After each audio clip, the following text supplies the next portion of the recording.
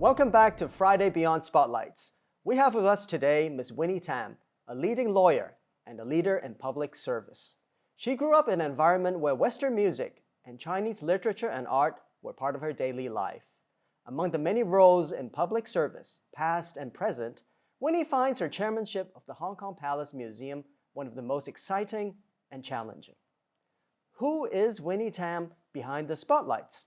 Who or what defining moments in her life shaped her into who she is today? Will we get to learn her life motto or life ambitions? In this show and tell segment, we shall go behind and beyond the glaring spotlights as our special guest today, Winnie Tam, shows us an item that has special meaning in shaping her into who she is today, with fiercely strong lion rock can-do spirit.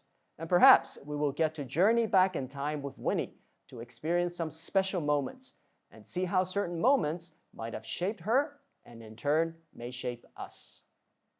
Winnie, what item would you like to share with us today? I would like to share an iambic verse or song qi, which my mother has written for me.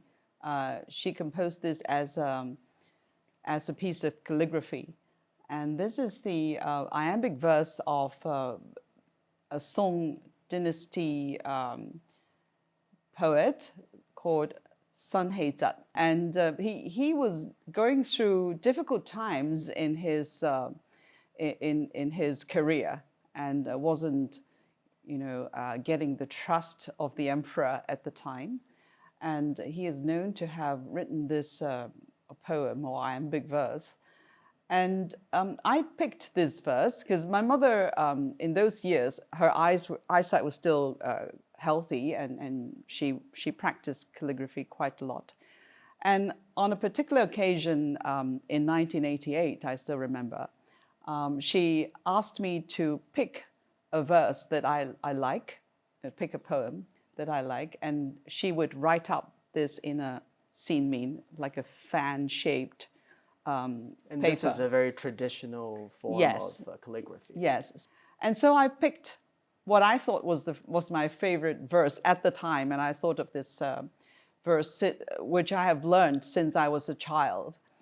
And then she wrote it up, and then I was told to pick the little seals because she has this collection of seals, and it all has her name in it. And this one is my favorite. This is a little dragon, which I liked as a child because this shape is very cute. And then 允之愛女清賞, that's my name, meaning for the appreciation of dedicated to you as a gift. For my beloved daughter, my name. I love this piece very much because it reminds me of a moment between my mother and I where we communicated in art and literature. It was very precious to have that memory of a time after I started working on my legal career, and she was inviting me to name a verse, and she would write it up for me, and then she gave me this beautiful piece which I have treasured ever since. So this brings back a lot of memories. I mean, we were not from a rich and privileged family at all, as my mother was a teacher and she was by then retired. But it never stopped her from pursuing art and culture. The realities of life never made her feel that this kind of thing is not for me. It was so important for her, she never stopped pursuing it. And that is the important message that we would very much like people in Hong Kong to share, because art and culture is for everybody, and everybody finds enjoyment. Everybody can find enjoyment and a part of himself or herself in art and culture. Very similar to, I guess, the Hong Kong Palace Museum, where we really welcome all walks of life to come in, to take a moment, and really to enjoy the wonderful artwork. Thank you, Winnie, for sharing that with us. Thank you. So Winnie, how did your mother inspire your interest in tradition or classical Chinese literature or calligraphy? When I was very young, like sort of 5 or 6, of course, I didn't understand the depth of these things. So I think she started off by making me recite poems like Tongxi. So if I recite a very long poem and I do it easily, then she would give me a coin or something, and then I can go and buy something to read. Like in those days, we have these little comics like Yi Tong Lok Yun, and those are local comic books. And obviously, with that recitation of poems, my Chinese became very good.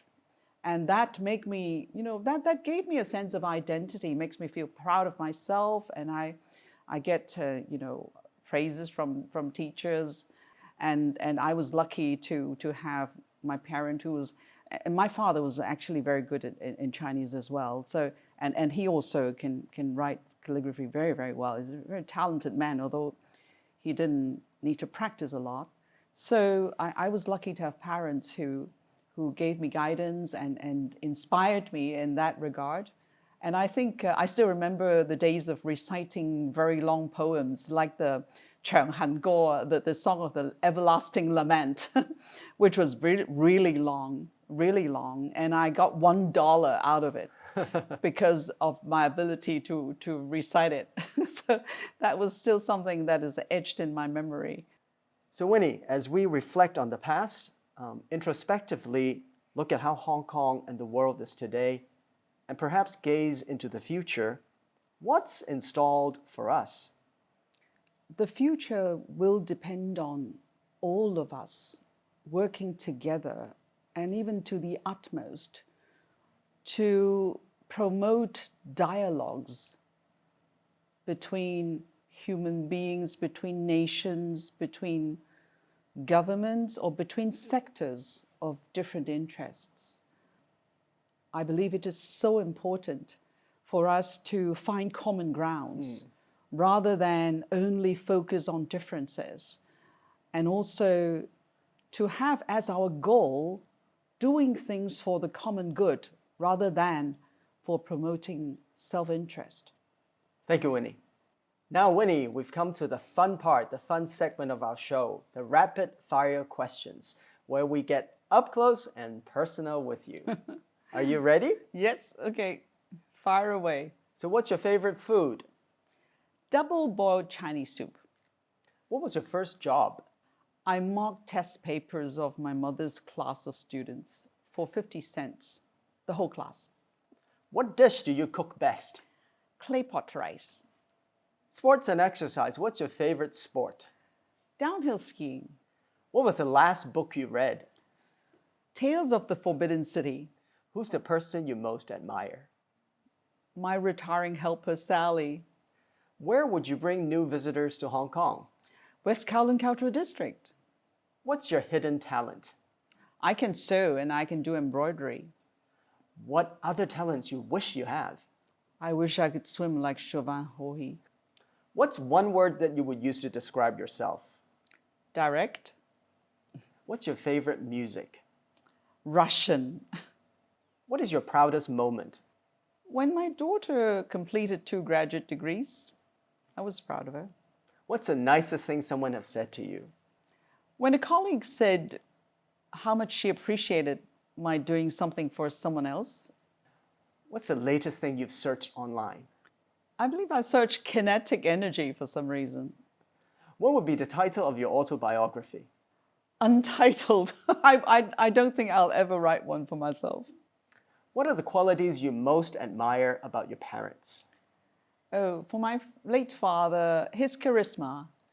And for my late mother, her lifelong pursuit for learning and scholarly virtues. What is your biggest fear? I've always feared disappointing people who have trusted me. What advice would you give your younger self? Get more sleep. What legacy do you wish to leave behind? A sense of service. How will Hong Kong look in 5 years? It will look better than ever. Thank you, Winnie. Winnie, can you share with us your well wishes for Hong Kong? I wish Hong Kong will bounce back, as it has always done before, from the trials and tribulations of the past few years and emerge even stronger, more confident, and more sure of its role as an international cultural exchange hub of China and the world. Thank you, Winnie. Thank you, Patrick.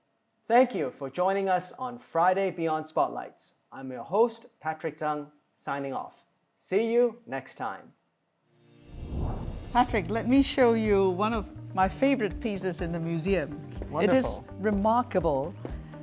This is a scroll of paintings, which is a record of what the emperor has been receiving by way of tributaries coming to pay tributes to him. Now you will see that this is a record of people in different types of costumes.